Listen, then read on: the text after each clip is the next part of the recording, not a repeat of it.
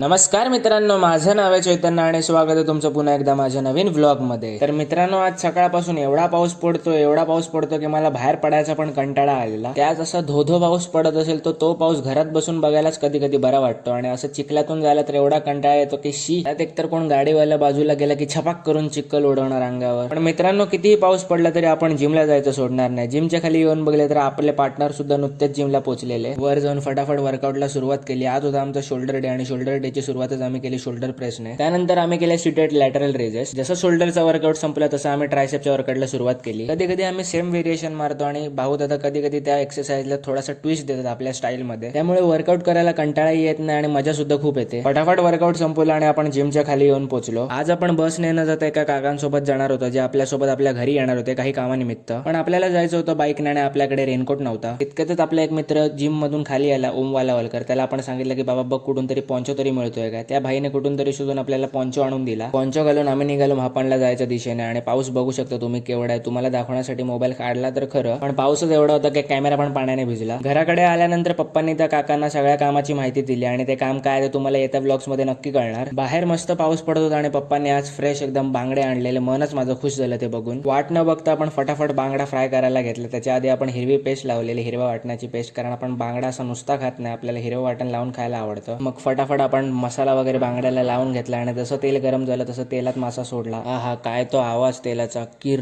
किर. The only किरकिर I want in my life is this माशाचे किरकिर. जसे बांगडे फ्राय करून झाले आपण लगेच जेवायला बसलो. आज होता मस्तपैकी बांगड्याचा तिकला जे पप्पांनी केले, त्यासोबत नाचणीची भाकरी आणि डाळ भात. आणि ही डाळ आहे ती मम्मीच्या हातची स्पेशल डाळ आहे, म्हणजे एकदम तिखट लागते आणि भारी लागते. असे मासे फ्राय असले की आपण डाळ भात जास्त प्रिफर करतो आणि ते डेडली कॉम्बिनेशन असतं, म्हणून फटाफट मी जेवायला बसलो. So that's it for today. जर व्हिडिओ आवडला असेल तर व्हिडिओला नक्की लाईक करा, शेअर करा आणि सबस्क्राईब करायला विसरू नका. थँक्यू.